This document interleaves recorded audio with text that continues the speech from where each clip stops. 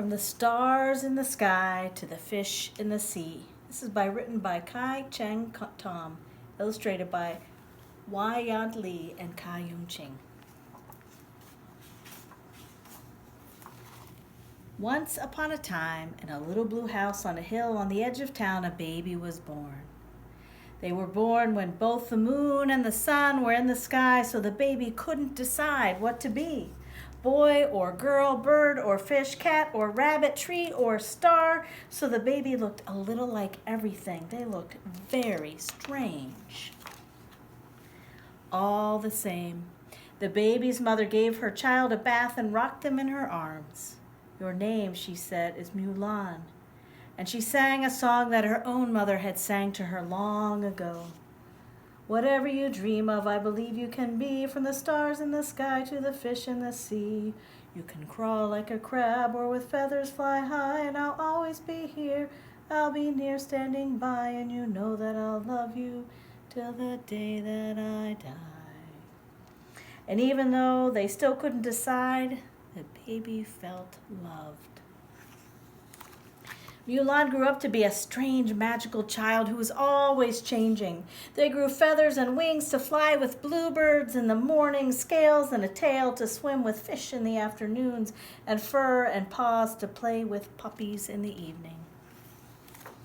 No matter how many things Mulan became, their mother always brought them back into the little blue house, gave them a bath, and tucked them into bed at the day's end. And as the stars rose, she sang, whatever you dream of, I believe you can be, from the stars in the sky to the fish in the sea.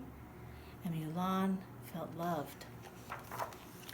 One day, it was time for the child to go to school. They were so excited. They grew a tail of peacock feathers and a coat of tiger stripes.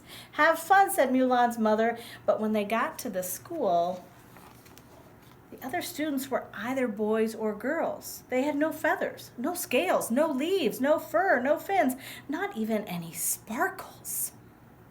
No one invited Mulan to play. One little boy ran up to the child and said, "What are you supposed to be?" Mulan didn't know how to answer. When they came home, their mother asked them how they'd like school. "It's okay," said Mulan. "Did you make any friends?" "Not really," said Mulan. That night, Mulan's mother tucked them into bed and sang, you can crawl like a crab or with feathers fly high, and I'll always be here, I'll be near standing by.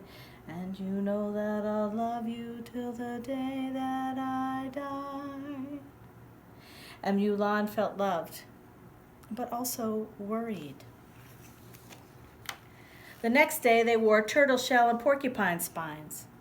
No one poked or pulled Mulan, but the other children still pointed and whispered. "Did you make any friends today?" asked their mother. "Not really," said Mulan. That night, Mulan's mother tucked them into bed and sang, whatever you dream of, I believe you can be, from the stars in the sky to the fish in the sea.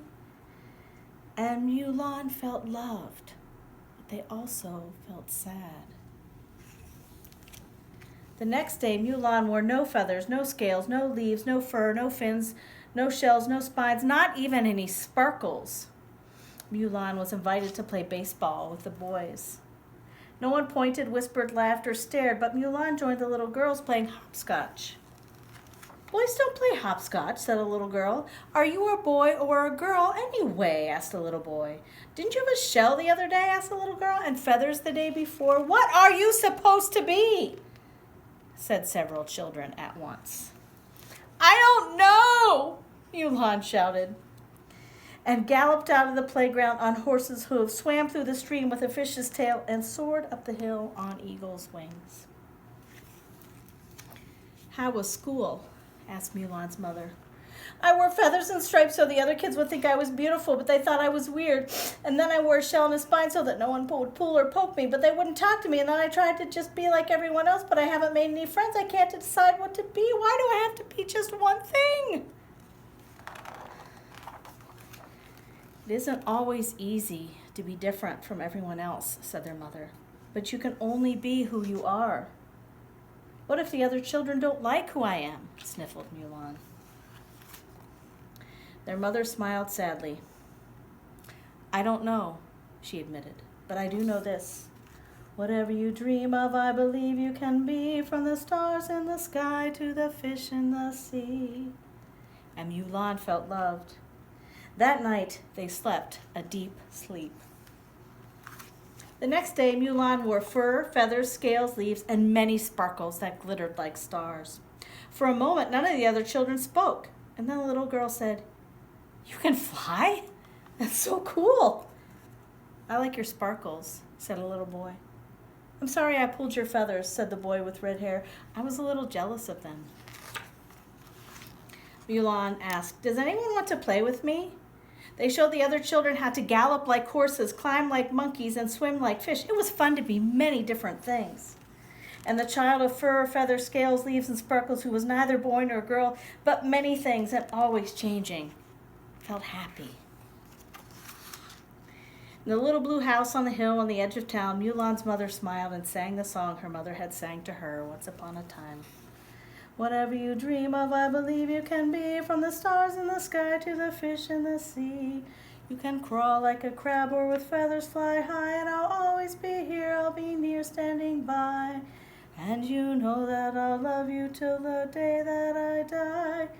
Whatever you dream of, I believe you can be, for you are my child, courageous and free.